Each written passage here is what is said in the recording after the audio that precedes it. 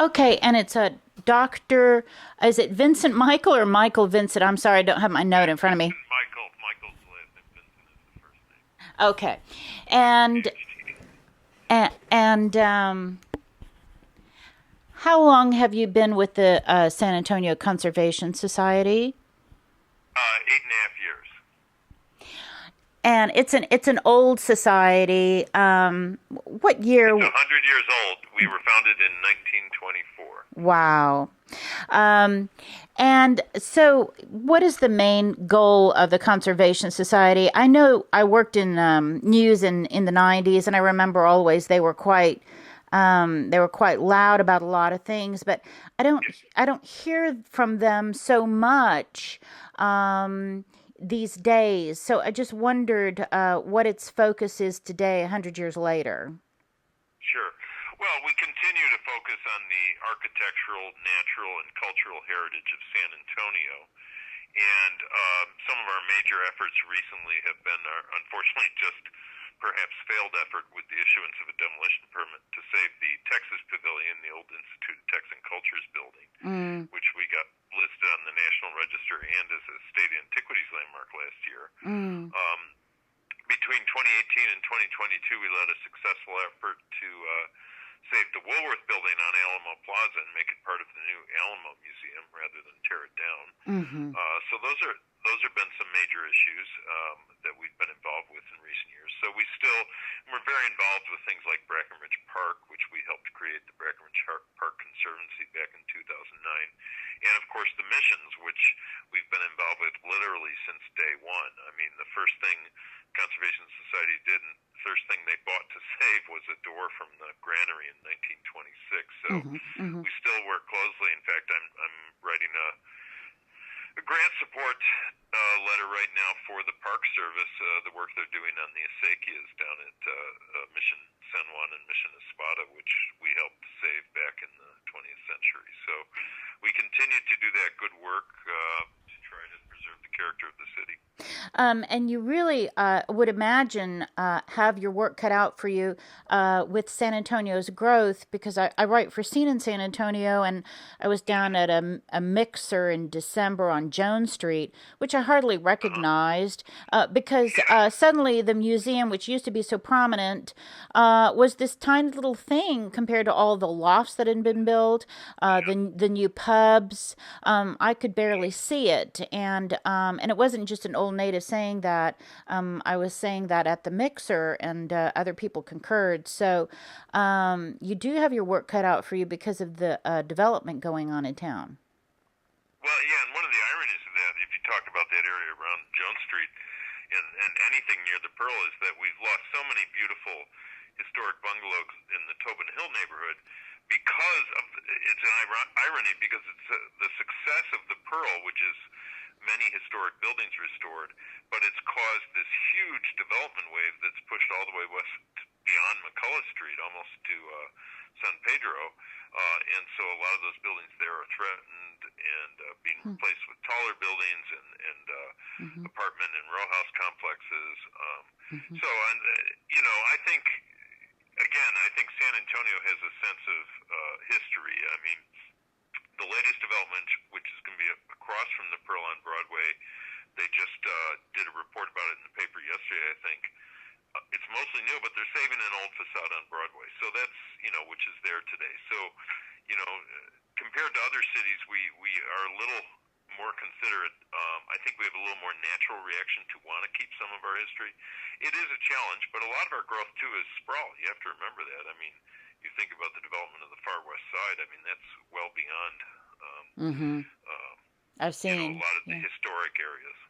Absolutely. And, well, when I was a reporter at WOAI, I pitched a story about the development of Lower Broadway. And I remember seeing, I think I know what the facade you're talking about is. It was like a hunting supplies building from 1949 or something. Right, And that's right. yeah. But then the collapse happened, and everything that was on the drawing board was put away. But now it's all Right. come finally, 15 years later. But Yep. so I think I know the facade you're talking about, and I think that's critical to keeping authenticity alive. Absolutely. Mm, Absolutely. Hmm.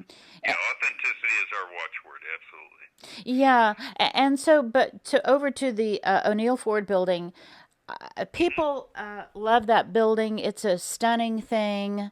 I don't know what was in his mind when he built it. Would you agree it's a very handsome, uh, sort of a very a handsome, astonishing looking thing, huh?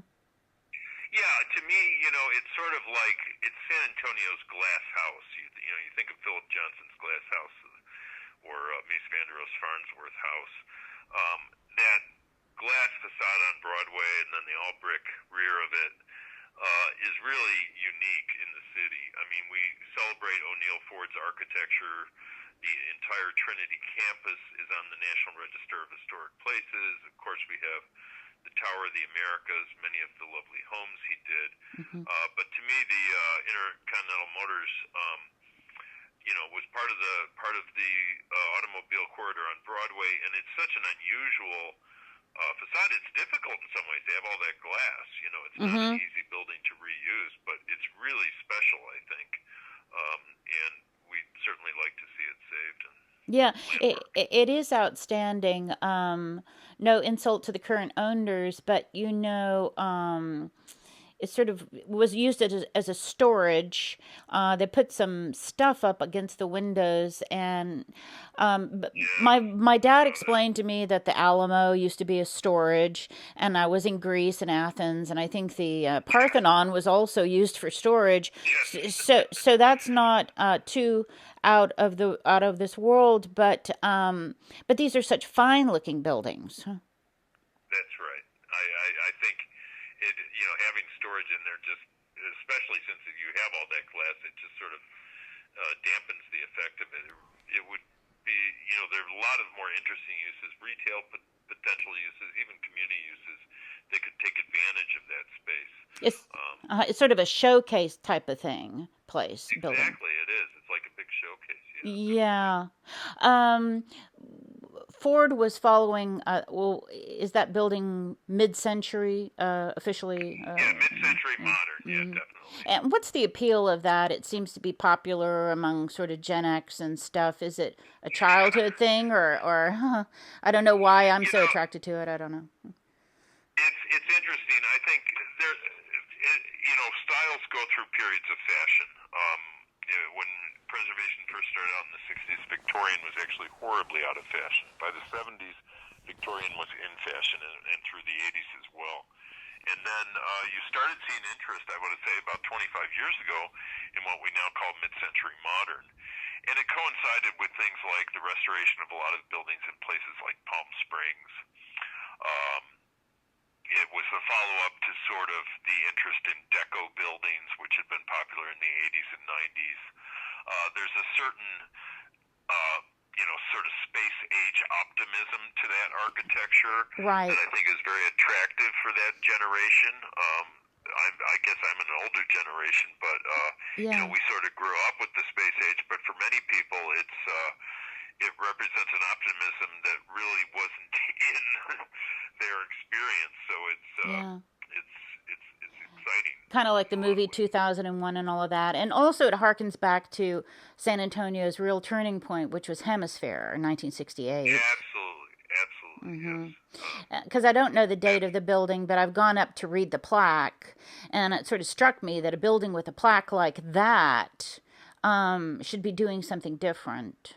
So I don't know what Oh, the absolutely. rules and regs are, but whatever's happened to it, something should be done. I think that's why it got its own Facebook page or a page on the Yeah. Vintage San Antonio. So Yeah, it was built in '63, so it's mm, before Hemisphere, but it's from right that same period. Yeah. yeah. Do you think that well, the News and Broadcasting Museum idea notwithstanding, do you think that there's sort of a general pressure because I've been it up and down Broadway. Boy, it's changed. I mean, it's really Yeah. spiffied up, almost Yeah. all the way down to the Hilton. So, do you think that eventual pressure forces these sort of buildings to be returned to their former glory, so to speak? Or I hope so. mm-hmm. I mean, we've seen the demolition of some of the older buildings. You know, over by the WD Deli, they tore down a couple buildings. Mm-hmm. On the flip side, someone just restored the old Ranch Motel just Yeah. north of Mulberry, Right. and that's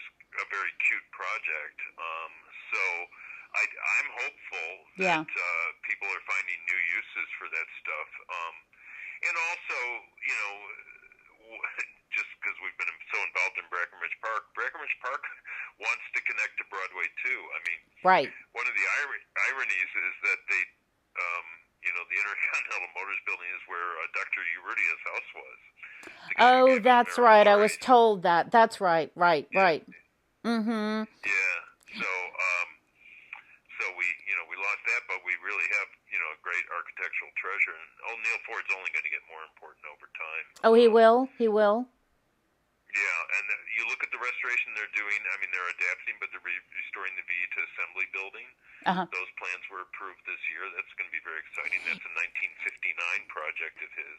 And then, I of course, Trinity spans those same mid-century modern years. So, right. you know, that's really the heart of his career, 1963. And he was San Antonio's most famous architect. I would absolutely agree. Certainly of that period. I Yeah. mean, and one of the few that is, you know, until Lake Flato came along, one Yeah. of the few that's known outside of San Antonio. Yes, and he did St. Mary's Hall, and he did the Yeah. La Fonda and Oak Hills. Because my parents, actually, who are gone now, were friends of Cy Wagner, and Cy Wagner Oh, was, sure. yeah, Cy Wagner was his protege, and Yeah. so that's why the Oak Hills La Fonda was such a pleasant place to be, and Oh, that's great. yeah, so I grew up with his and it's his architecture sort of soothing and clean, and Yes. so that's why I guess I love the old Intercontinental. Well, I appreciate your time. I can't think of anything else to Of ask course. you. I do hope, and I think many people would be happy to see that building spiffied up and sort of returned because it really is it's a showcase in of itself. I suppose you probably agree. Mm.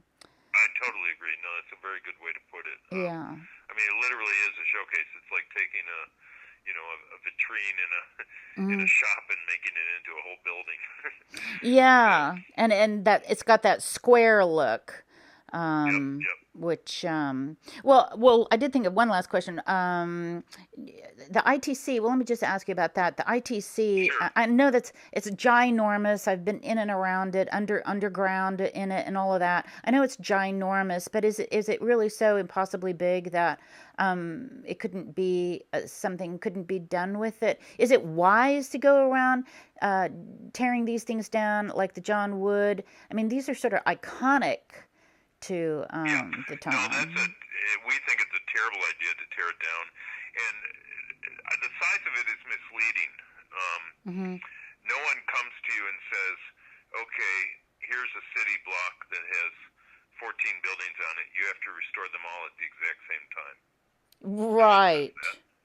So why do you take a 180,000 square foot building and say you have to restore the whole thing all at once? You could do pieces of it. Yeah. You Yeah. could see how it goes. It could be like a, you know, like a food truck approach. You Yeah. don't build a restaurant right away. You do a food truck first. See Yeah. how it goes. See what the customers want. Then you add on, and Yeah. then you expand. So, but the problem is they've issued the demolition permit now, Oh, I see. and When so was that issued?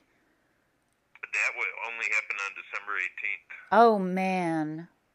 Yeah, so Wow. it's So it's official. we're That's so still sad. it's official, but we're still fighting for it. Yeah, no, Eh, it's very sad. damn. Oh, terrible. Yeah, Everybody's always in a big hurry. I guess that's part of the San Antonio Conservation Society mandate. Everybody's always in such a big hurry, especially in America, to tear things down and build them up. But oh, I know. Yeah, that's really not wise either. Huh? I wouldn't think. no. Hmm. And the John Wood, is that going to stay up? That one is protected, fortunately, because it was owned by the federal government, so they put preservation requirements on it. So, fortunately, the majority of that is protected. Yes. Okay. All right. Well, good. Well, again, thanks for your time. I do appreciate it. Anytime. Yeah. Thank you. Thank you. Appreciate your time. Okay. Good talking to you, sir. Okay. Take care Bye. now.